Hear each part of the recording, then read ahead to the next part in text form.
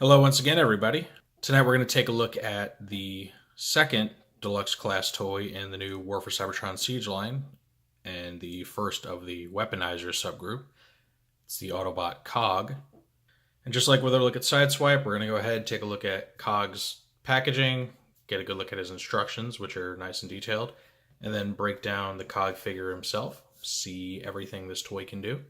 All right, here's a better look at Cog's box. You have the standard fare for the new deluxe class. Got his designator, War for Cybertron 8. Got the name there. Has some artwork of Cog's two separate vehicle modes charging the battle. So a little different from most of the other toys in this line. I normally pick the robot mode. Normal promotional image for Siege. Then on the back, you have Cog and his robot and combined vehicle modes. Only converts in 8 steps, which is unusually low for toys in this toy line. And shows how you can break them apart into different weapon pieces, how he connects to old Sideswipe there. And then top and bottom, nothing special. Cog's instructions are nice and big. All right, these are the main instructions that just show how to transform him from his robot to vehicle modes. Shows off the different smaller size classes and talks about their interactivity a little bit. These instructions show how to break him down into 2 separate pre-configured combinations for his weapon modes. You have this one, which is considered a defensive loadout, and then bottom one is an offensive loadout. And shows how you break them apart into those certain configurations, how they go into Sideswipe here, and I will go ahead and demonstrate those combinations toward the end of the video. And then on this page, you can see that Cog, like the other deluxes and larger, have this breakdown of the different weapons. Well, since Cog is a weaponizer, he's just nothing but weapons. So he's got more than the usual, 2 or so. So the RT5 Circuit Welder are just his regular guns. The CHV Electro Scrambler are his arms. The CM3 HF Spectrum Disruptor, it's probably like high fidelity Spectrum Disruptor, are his lower legs and feet. C40 Neutron Synthesis Shield is his upper torso and head. And then the CLR Thermal Booster is his lower torso and upper legs there. So they really do go all out with making sure each one of these weapons has a name, a stats readout. This one's interesting. It's just a shield. So it has a unique designator for like defense. The other ones are just, like strength, accuracy, and I don't know, range probably, maybe. I don't know what the bottom one's supposed to be. So yeah, the instructions really go in depth, which is something I appreciate. They really help you understand this new weaponizer kind of subclass. Right, this is Cog's combined vehicle mode. And, vehicle mode is putting it pretty strongly. It's pretty much just the robot slightly reconfigured laying on its back. But, some sacrifices have to be made for this thing to do everything it's supposed to. So yeah, nothing crazy. Very heavily armed, got a lot of wheels and treads going on here. Lots of weapons. Here on the arm units, you can see his battle damage that all these toys, or at least deluxe and higher, are getting. His, I feel, are kind of the weakest battle damage applications. They don't look like battle damage. They look like paint splatter from the factory. Like I just got a bad sample or something. And I get what they were going for. It was supposed to look like his paint was actually kind of chipping off and showing metal underneath. But I feel the execution's not nearly as good as, say, like Sideswipe, who I think his scuffed up shins look really good. So yeah, this doesn't do a lot, just rolls around. The one thing that's cool is that it separates here in the middle into 2 smaller vehicles. And though they are not named in the instructions or any promotional material, classic fans of this toy will know that they do have separate names. You have Grommet, this blue mini vehicle here, and then this top one is Gasket. Whether or not they're separate entities to Cog, when, the fact that like whether Cog himself as an individual is kind of contentious anyway. You know, who knows? Who really knows what the intention is? But it is cool that that functionality was kept in there. I mean, it's kind of easy to do because he just comes apart into pieces anyway. But it's nice that it still works out the same way. So vehicle modes, nothing crazy, pretty weak, but that's really not what you're buying this toy for anyway. So with that said, let's go ahead and convert him to robot mode. All right, converting this guy is more like playing with Legos than a transformer. This guy is like the definition of a parts former. So go ahead, separate the two halves. Pull the arms off here, and then reattach them to the shoulder spots, like so. You flip his head up and turn it 180, like that. On the legs, you move the guns. You have to slightly unpeg this, just bring it all the way up like that. And then you just connect it to the torso here. All right, so there's the robot mode, and then by default, he just holds his guns in his hands, like normal handheld guns, normal rifles. And there you have it. This is Cog's robot mode. Surprisingly stable for something that comes apart in little pieces. The shoulders work well because they use the same swivel and hinge combination that the other shoulders on these bigger toys use now, which is great. Head can turn on a regular swivel. Legs are the same way as the shoulders. Knees bend just like normal. So he feels like a deluxe class toy. He looks good. He's detailed. The guy even has ankle tilt, which may not be immediately obvious, but it is there. So if you want a nice wide stance, you know, whatever you want to do, he can do that. And it looks good.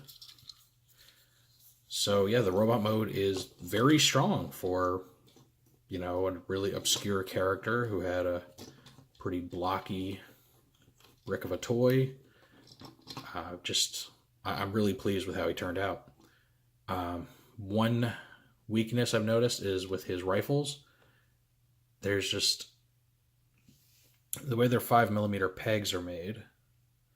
They're kind of indented here, which really cuts down the amount of friction that they have when being held in normal just 5mm holes.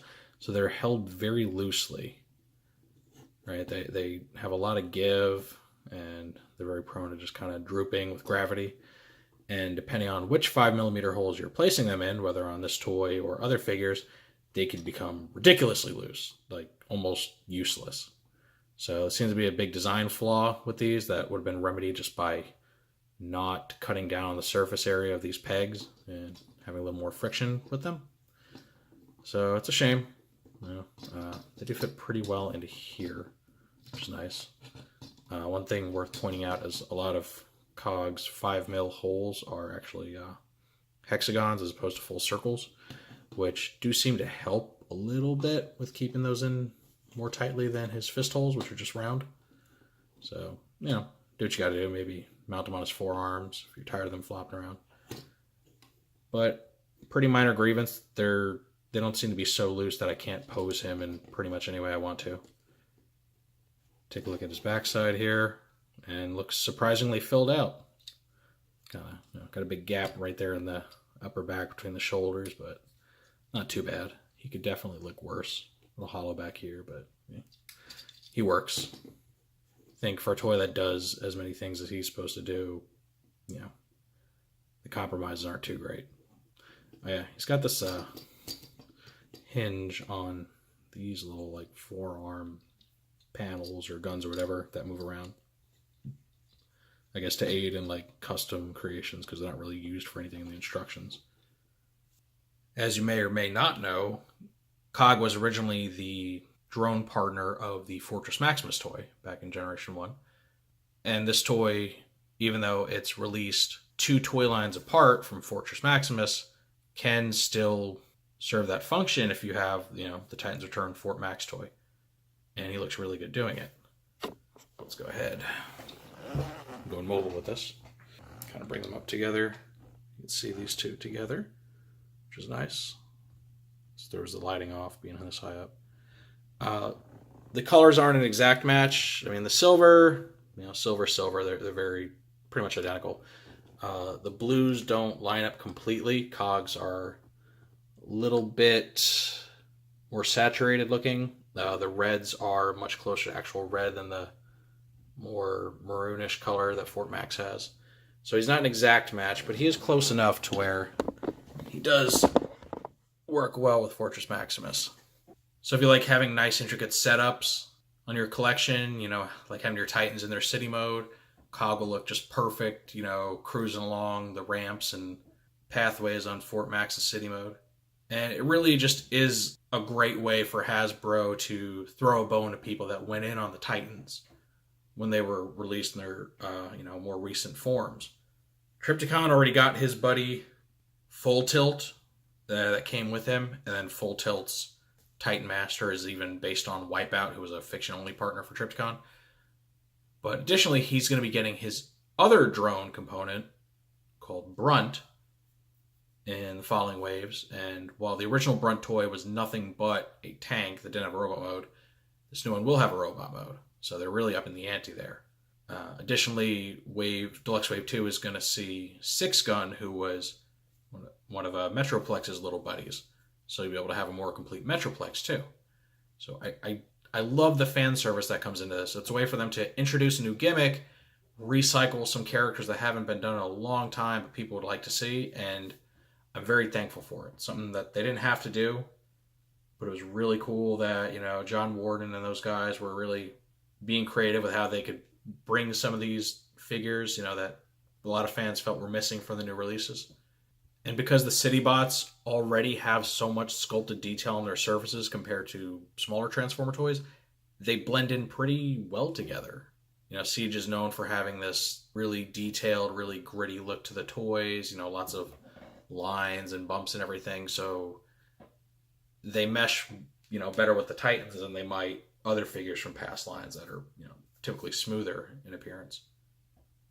All right, now lastly, we're going to demonstrate Cog's Weaponizer gimmick, the main selling point of this toy. We're going to start with the defensive loadout. So go ahead, take away his guns, separate his two halves. Good.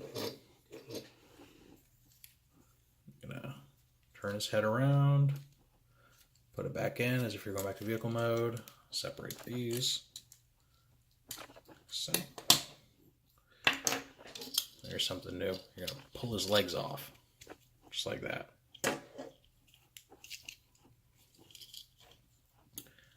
Gonna swing the knees all the way inside. That's why he has these hollow shins here, so that he can do this.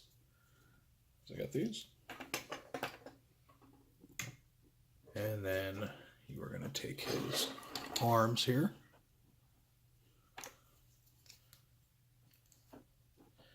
You are going to attach them to this part. You flip this handle out there.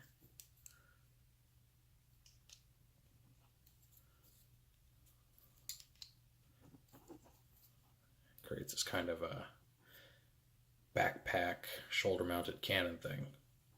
All right, so for demonstration, we have good old side swipe, because that's who they use in the instructions there.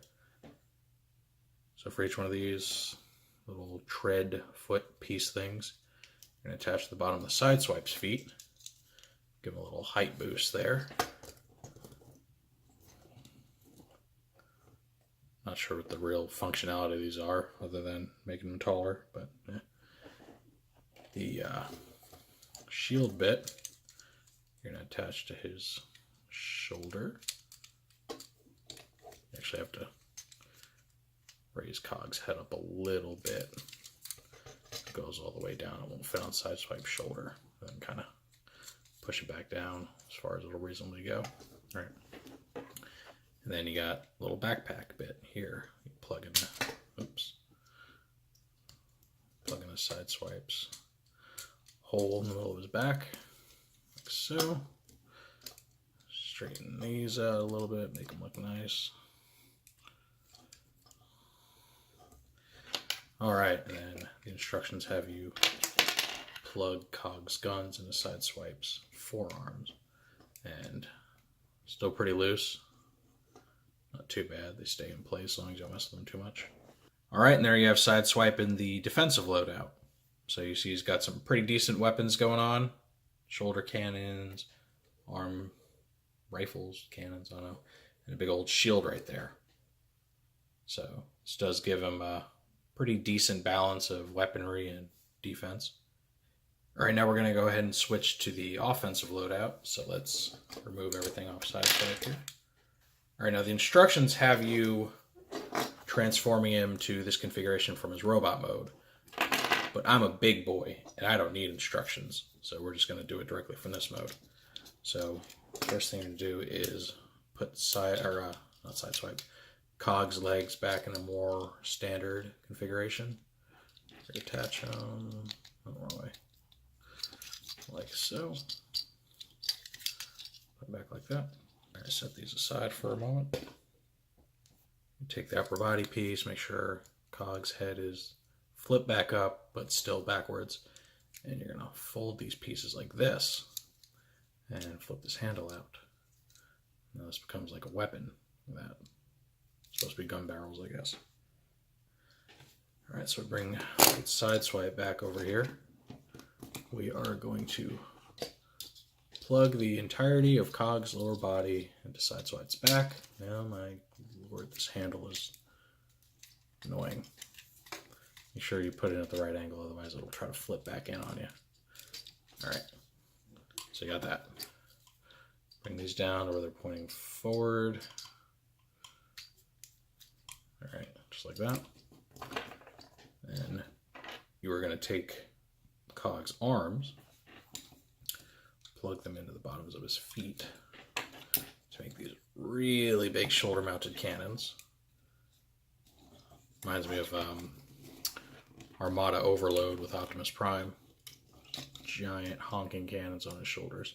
And the rifles are going to go right on top of the arms for some added firepower, just to make this even more ridiculous than it already was. I'm actually gonna bring the legs back a little bit so he's not so incredibly front heavy. Balance his weight out a little better. You can barely see the guy's face. It's so overshadowed by the cannons. Alright, and then this is just going to be a handheld weapon that goes in his fist.